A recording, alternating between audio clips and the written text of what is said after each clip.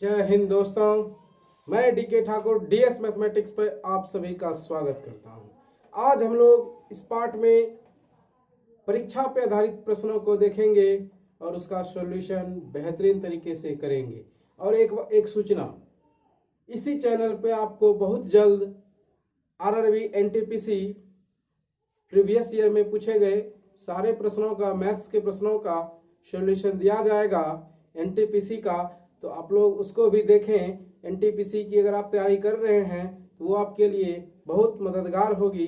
कल से आप सबको इसी चैनल पे आरआरबी एनटीपीसी का सॉल्यूशन मैथ्स का दिया जाएगा और फिर ग्रुप डी का भी क्वेश्चन पेपर जो है उसका भी सॉल्यूशन इस चैनल पे मिलेगा।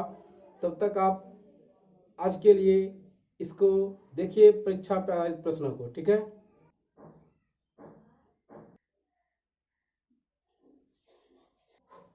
किसी परीक्षा में पास होने के लिए 40% अंक लाना अनिवार्य है और एक विद्यार्थी उस परीक्षा में 180 अंक प्राप्त करता है और 20 अंकों से वो फेल हो जाता है, तो कुल प्राप्त अंक बताना है कि इस परीक्षा में कुल कितने अंक है। ठीक है, कुल प्राप्त अंक बताना है। समझ गए सवाल को? देखते हैं इसका सॉल्यूशन कैसे करेंगे। देखिए, किसी परीक्षा में पास होने के लिए 40% अंकों की आवश्यकता है और वो विद्यार्थी जो है 180 अंक तो लाया है लेकिन 20 अंकों से फेल हो गया। मतलब ये, अगर हम लोग उस विद्यार्थी को 20 अंक दे दें तो वो विद्यार्थी क्या हो जाएगा? पास। ठीक है, और पास होने का जो शर्त है, न्यूनतम उत्तीर्णांक है जो अनिवार्य है, वो क्या है? 40%। मतलब कि अगर 180 में हम लोग 20 अंक दे दें तो क्या हो जाएगा? 200। ये 200 जो है 40% के बराबर है। कुल पूर्णांक मतलब कि 100%। 40% जो है 200 के बराबर है, तो 100% का मान निकालना है। समझे? विद्यार्थी जो है वो 180 अंक लाया है, उसको 20 अंक की कमी हो रही है। अगर वो 20 अंक लाएगा तो वो पास हो जाएगा, मतलब वो 40% अंक ला लेगा। ठीक है, तो 40% बराबर क्या हो जाएगा? 200। तो 100%, कुल पूर्णांक मतलब 100% याद करना है। देखिए इसका सॉल्यूशन।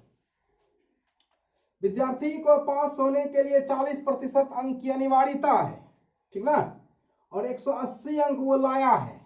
180 अंक लाया है लेकिन वो 20 अंकों से फेल हो जा रहा है। तो हम लोग क्या करेंगे? इस 20 अंक को, अगर उस विद्यार्थी को 20 अंक हमने ग्रेस दे दिया तो क्या हो जाएगा? वो पास। क्या हो जाएगा? पास। ठीक है, मतलब उसके पास अब कितना अंक हो जाएगा? 200। जैसे ही उसके पास 200 अंक हो जाएगा वो हो जाएगा पास। मतलब कि अब उसके पास 40% अंक हो गया। ठीक है, आपको बताना क्या है? कुल पूर्णांक। ठीक है, कुल पूर्णांक, कुल प्राप्तांक नहीं होगा, कुल पूर्णांक होगा। कुल पूर्णांक बताना है, कुल पूर्णांक। तो कुल पूर्णांक जो है वो क्या होगा? 100%। कुल पूर्णांक क्या होगा? 100%। ये 200 जो है, ये 200 अंक जो हुआ, इस 200 अंक से वो विद्यार्थी क्या होता है? पास होता है। कहने का मतलब वो मात्र 40% अंक हासिल करता है। अगर वो 200 अंक लाता है तो 40% अंक आता है। ये 200 जो है 40% के बराबर है। कुल पूर्णांक चाहिए, मतलब कि आपको 100% बताना है। ठीक है, क्या बताना है?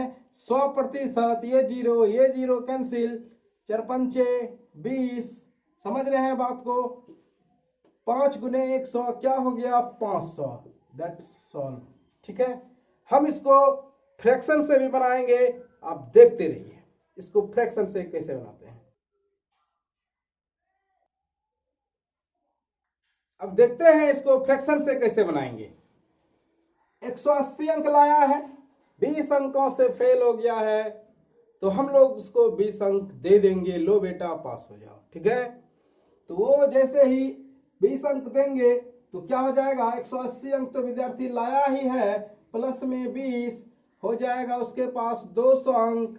ये 200 अंक जो है न्यूनतम उत्तीर्णांक हो जाएगा, मतलब जो अंक उसको पास होने के लिए अनिवार्य है वो हो गया। और पास होने के लिए अनिवार्य कितना है? 40%। कितना अनिवार्य है? 40%। 40% है अनिवार्य। ठीक है, 40% का फ्रैक्शनल वैल्यू आपको पता होगा, 40% का फ्रैक्शनल वैल्यू आपको पता होगा कि 2/5 होता है। कहने का मतलब अगर परीक्षा में कुल पूर्णांक 5 होगा तो उसको 2 अंक चाहिए पास होने के लिए। ठीक है, लेकिन यहाँ पास होने के लिए कितना अंक चाहिए? 200। मतलब क्या हो गया दोस्तों, 2 का मान 200 है, 1 का मान 100 हो जाएगा, 1 इकाई का मान 100 हो जाएगा, तो 5 इकाई का मान कितना हो जाएगा? 500। कुल पूर्णांक कितना हो गया? 500। समझ में आई? तो लाइक कीजिए, शेयर कीजिए, सब्सक्राइब कीजिए। नेक्स्ट सवाल आपके लिए तैयार है।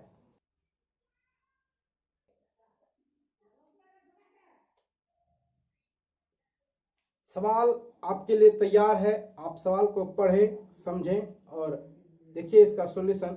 एक बार हम सवाल आपके लिए पढ़ देते हैं कि किसी परीक्षा में पास होने के लिए 36% अंक लाना अनिवार्य है। एक विद्यार्थी 113 अंक प्राप्त करता है और वह 85 अंकों से अनुत्तीर्ण या फेल हो जाता है, तो परीक्षा में कुल कितने पूर्णांक थे? क्या चला गया?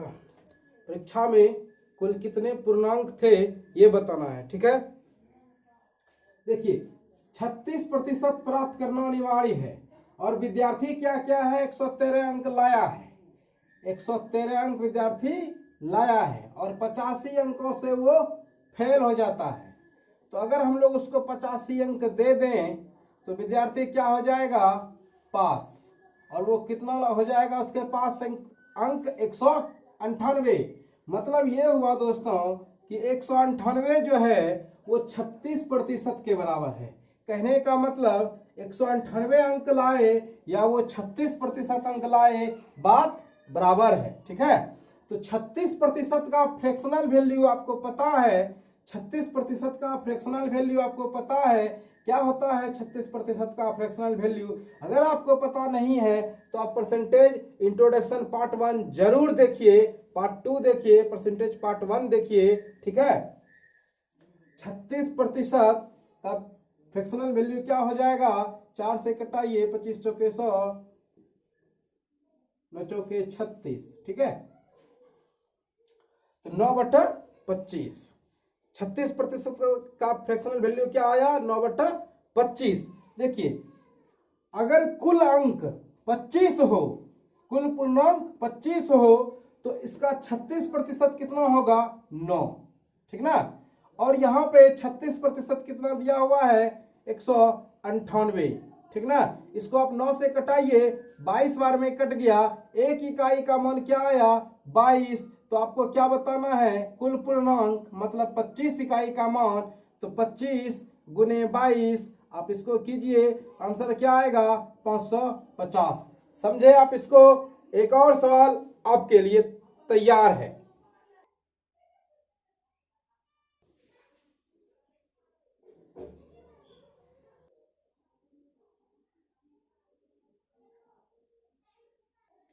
किसी परीक्षा में उत्तीर्ण होने के लिए 30% अंक अनिवार्य है।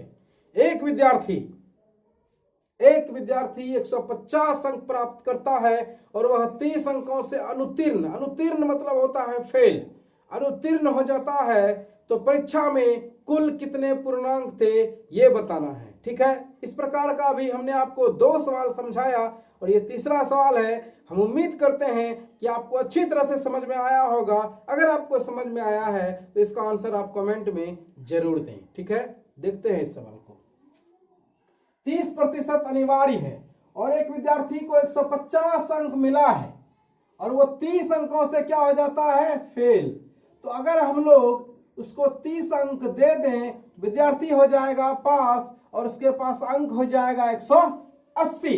मतलब उस विद्यार्थी को अगर 180 अंक प्राप्त होता है, इसका मतलब यह हुआ कि उस विद्यार्थी को 30% अंक प्राप्त होता है। ठीक है, क्योंकि पास होने का जो अनिवार्य शर्त है वो 30% है। अब 30% का मान 180 है तो 100% का मान कितना? ठीक है, 30% जो अनिवार्य था, 30% का फ्रैक्शनल वैल्यू क्या होता है? 3/10। अगर कुल पूर्णांक 10 है तो उसका 30% 3 है। और प्रश्न के मुताबिक, हम लोगों के मुताबिक देखिए, इस 3 का मान कितना है 180। इसको आप कटाइए, 3 का 3, 6 18, एक यूनिट का मान कितना आ गया मेरे दोस्तों 60। तो 10 यूनिट का मान क्या हो जाएगा 60 गुने 10 क्या हो जाएगा 600।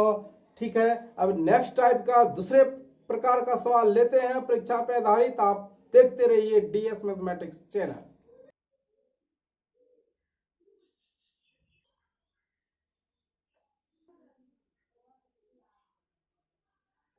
देखिए इस सवाल को, बेहतरीन सवाल है, कई एग्जाम में पूछे जा चुके हैं और पूछे जाने की हमेशा इसकी संभावना बनी हुई रहती है।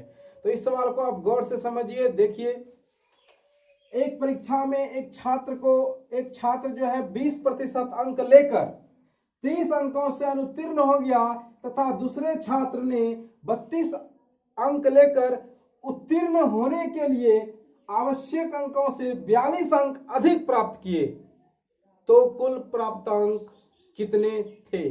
ठीक है, यहां भी हमको कुल प्राप्तांक मतलब 100% बताना है। ठीक है, अब इस सवाल को समझिए। पहले इसका प्यारा सा छोटा सा सॉल्यूशन देख लीजिए, उसके बाद इस सवाल को हम आपको डिटेल में भी समझाएंगे। तो हमको क्या बताना है कुल पूर्णांक। ठीक है, देखिए 32% एक छात्र जो है वो 32% अंक लाया है, दूसरा छात्र जो है वो 20% अंक लाया है। ठीक है, यहां पे देखिए क्या है, जो 20% अंक लाया है वो 30 अंकों से क्या हो गया अनुत्तीर्ण मतलब फेल हो गया, और जो दूसरा छात्र है वो 32% अंक लाया है वो क्या हो गया पास। लेकिन पास ही नहीं हुआ है, जितना अंक चाहिए था पास होने के लिए, जो पास होने का एक मिनिमम शर्त था, उससे वो 42 अंक अधिक प्राप्त कर लिया है। ठीक है, तो यहाँ पे 20%, यहाँ पे 32%, जो यहाँ पे परसेंटेज का खेल है ना, 32% और 20%, यहाँ पे क्या करना है आपको, इनका डिफरेंस लेना है। 32-20 का डिफरेंस कितना हुआ 12%।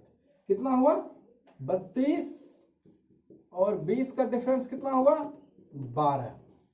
ठीक है, और ये अंक जो है देखिए कितना अंक था 42, और वो कितना उसको अंक कम था, कितना अंक कम था 30, और इसको अधिक कितना अंक है 42। तो 30 और 42 इसको अंकों को क्या करना है ऐड करना है।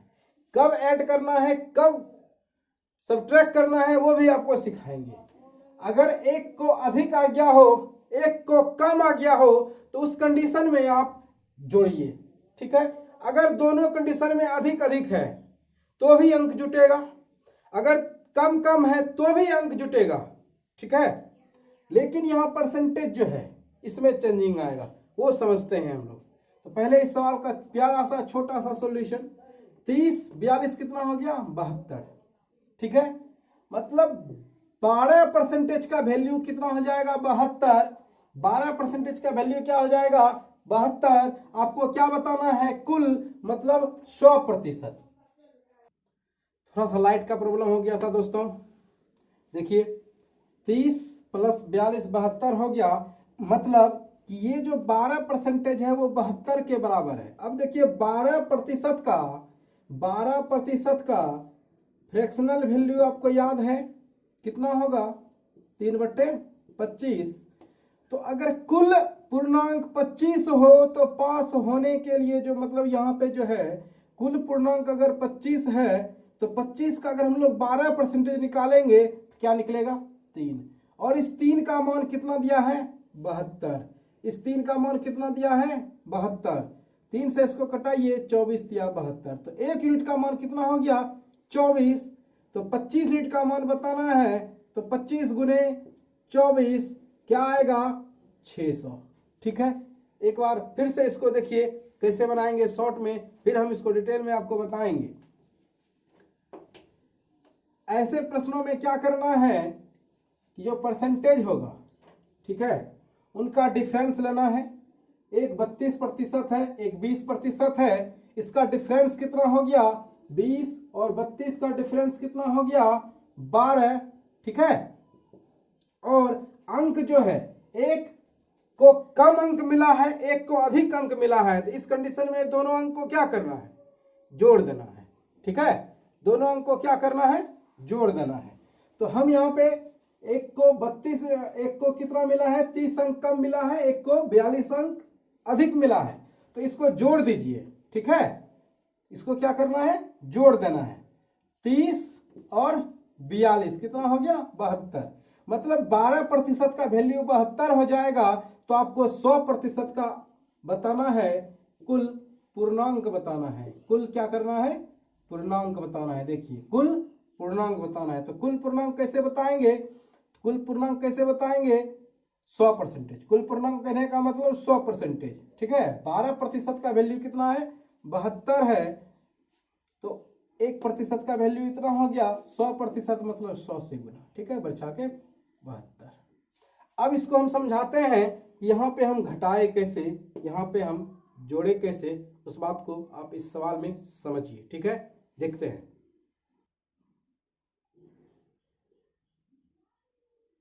जरा गौर से समझिएगा इसके कॉन्सेप्ट को, ठीक है। देखिए, एक छात्र x% अंक लेकर आता है, ठीक, और वो पास होने का जो शर्त है उससे क्या होता है, उसको p अंक कम मिल गया, ठीक है। दूसरा छात्र जो है वो y% अंक प्राप्त करता है और जो पास होने का शर्त है उससे q अंक उसको अधिक मिल गया, ठीक ना। देखिए, पास होने का जो शर्त है उस सब के लिए समान होता है, ठीक है। 10वीं का हो, 12वीं का हो, ठीक ना, कोई भी बोर्ड एग्जाम हो, अगर मेरे लिए पास होना 30% है तो आपके लिए भी 30% ही होगा। ऐसा इसमें लिखा नहीं है ये SC है, ST है, OBC है, इसलिए अलग अलग क्राइटेरिया होगा, ऐसा तो इसमें कुछ है नहीं, ठीक ना।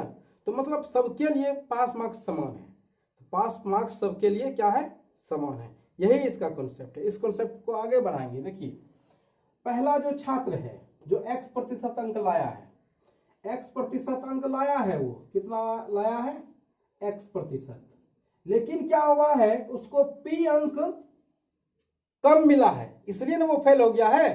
अगर हम लोग उसको p अंक दे दें तो क्या हो जाएगा, पास। पास जो होगा वो न्यूनतम जितना पास होने का जो शर्त है बस उसको उतना ही अंक आएगा, ठीक है। अब दूसरा छात्र देखिए, ये जो y% अंक लेकर आया है, जो y% अंक लेकर आया है, इसको q अंक अधिक मिल गया है पास होने से। अगर हम लोग y% में q को घटा दें तो इसके पास भी न्यूनतम उत्तीर्ण अंक हो जाएगा। अगर जो y% अंक लाया है और वो क्या हो गया है, q अंक उसके पास अधिक हो गया है, अगर हम लोग इसमें q को घटा दें तो इसके पास भी न्यूनतम उत्तीर्णांक ही बचेगा, ठीक है। पहला छात्र है ये, ठीक ना, फर्स्ट छात्र। अब सेकंड छात्र जो है उसके पास क्या हुआ है, वो y% अंक लाया है। क्या हुआ है, y% अंक लाया है, ठीक है। और ये जो है q अंक इसके पास अधिक है, तो हम क्या करेंगे, अगर इसमें q को घटा दें तो अब जो है कंडीशन दोनों के पास बराबर हो जाएगा, मतलब दोनों के पास न्यूनतम उत्तीर्णांक ही है, ठीक है। अब देखिए, जो y है वो अधिक हुआ है तो y क्या होगा, बड़ा होगा, x क्या होगा, छोटा होगा, ठीक है। देखिए, p माइनस में था, ई बगल आएगा तो क्या हो जाएगा, प्लस y%, ठीक है। इस x को अगर ऊ बगल लाएंगे, समझ नहीं बात आप, तो इधर क्या हो जाएगा, माइनस हो जाएगा, ठीक है। ये क्या था, परसेंटेज जो विद्यार्थी लाया है, और ये क्या है, नंबर, ठीक है, अंक वो जो विद्यार्थी लाया है। तो देखिए, एक कम था और एक अधिक था, तो दोनों क्या हो गया, ऐड हो गया। अब हम एक बात मान के चलते हैं कि चलिए दोनों के पास कम, दोनों के पास क्या होगा, कम होगा। अगर दोनों के पास कम अंक होता तो क्या होता, तो देखिए, अगर दोनों के पास कम अंक होता, यहां भी हम क्या करते, प्लस कर देते, तब इसके पास कम था, यहां प्लस हो गया। अब इसके पास भी अगर कम होता, यहां भी क्या हो जाता, प्लस हो जाता। तो p को ई बगल लाते तो भी माइनस होता, या क्यू को ई बगल लाते तो भी माइनस होता, और इसको अगर एक्स को ई बगल लाते तो भी माइनस होता, ई बगल लाते तो भी माइनस होता। कहने का मतलब दोस्तों यहाँ पे ये हुआ, अगर एक बार अधिक अंक है, एक बार कम अंक है, तो इस कंडीशन में अंक हमेशा क्या होगा, जुटेगा। और एक बार अगर कम अंक है, ठीक है, और दूसरी कंडीशन में भी क्या है, कम अंक है, तो इस कंडीशन में अंक भी घटेगा। अगर एक बार अधिक अंक है, दूसरी कंडीशन में भी अधिक अंक है, तो उस कंडीशन में भी क्या होगा, अंक घटेगा। और परसेंटेज का जो बात है वो हमेशा डिफरेंस होगा परसेंटेज का, ठीक है, परसेंटेज का अंतर हमेशा होगा, ठीक है। अब आप समझे, देखते हैं एक सवाल लेके इसको और बेहतरीन तरीके से आपको समझाते हैं।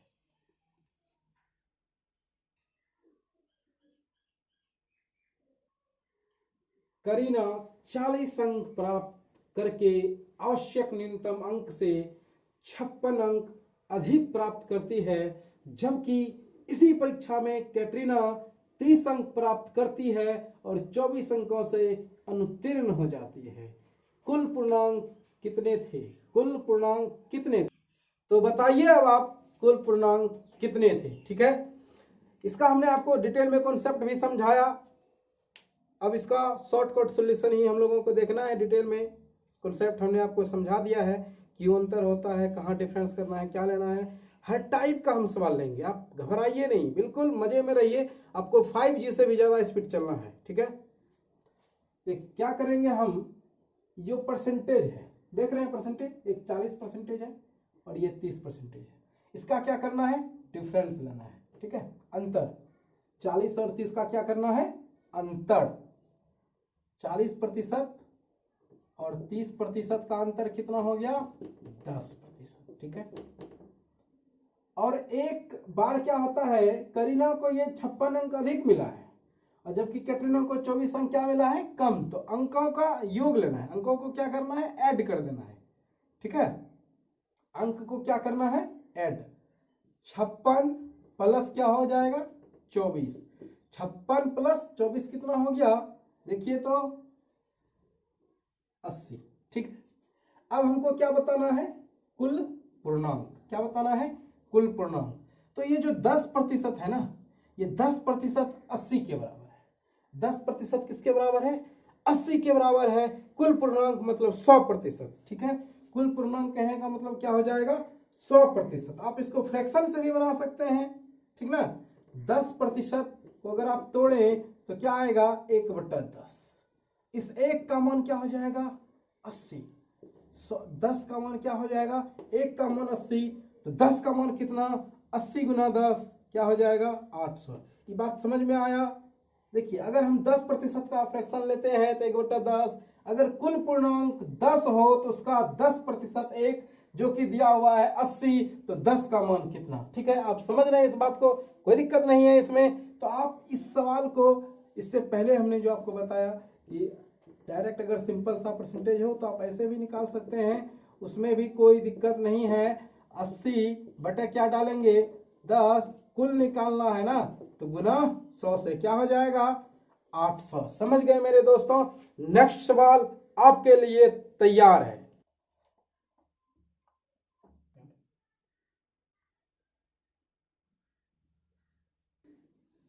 एक परीक्षा में अधिकतम अंकों के 20% अंक प्राप्त करने वाला छात्र 5 अंकों से अनुत्तीर्ण हो जाता है। दूसरा, जिसे अधिकतम अंकों के 30% अंक मिलते हैं, दूसरा मतलब दूसरा छात्र जिसे अधिकतम अंकों के 30% अंक मिलते हैं, उत्तीर्णांकों से 20 अधिक पा जाता है।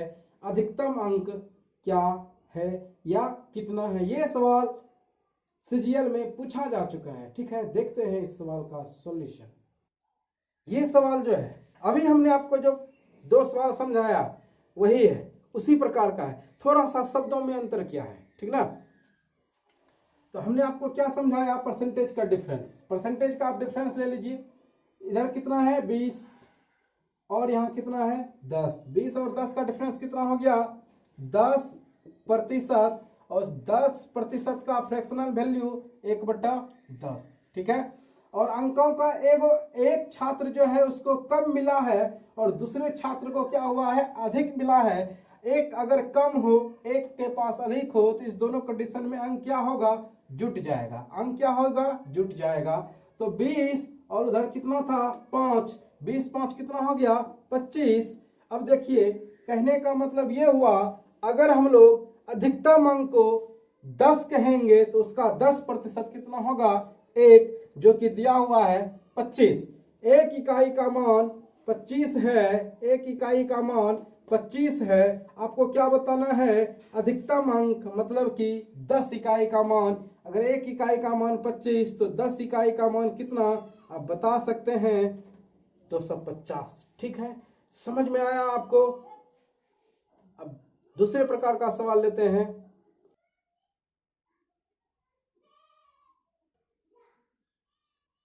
एक परीक्षा में अधिकतम अंकों के 30% अंक प्राप्त करने वाला छात्र 30 अंकों से अनुत्तीर्ण हो जाता है और दूसरा छात्र जिसे अधिकतम अंकों के 35% अंक मिलते हैं 80 अंकों से अनुत्तीर्ण हो जाते हैं।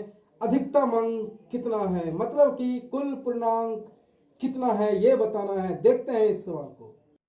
देखिए इस सवाल को, इसमें क्या है कि दोनों कंडीशन में दोनों छात्र अनुत्तीर्ण ही हो गया है, मतलब कम कम अंक ही लाया है। अगर दोनों कंडीशन में कम कम अंक ही हो तो अंक का, इससे पहले हमने जो देखा वहां जोड़ते थे, इस कंडीशन में जोड़ेंगे नहीं। अगर दोनों के पास कम अंक है तो जोड़ेंगे नहीं, अंक को भी घटाएंगे। परसेंटेज का तो अंतर लेंगे ही, अब अंकों का भी अंतर लेंगे। अगर दोनों कंडीशन में, ठीक है, समान हो, अधिक अधिक हो या कम कम हो। ठीक है,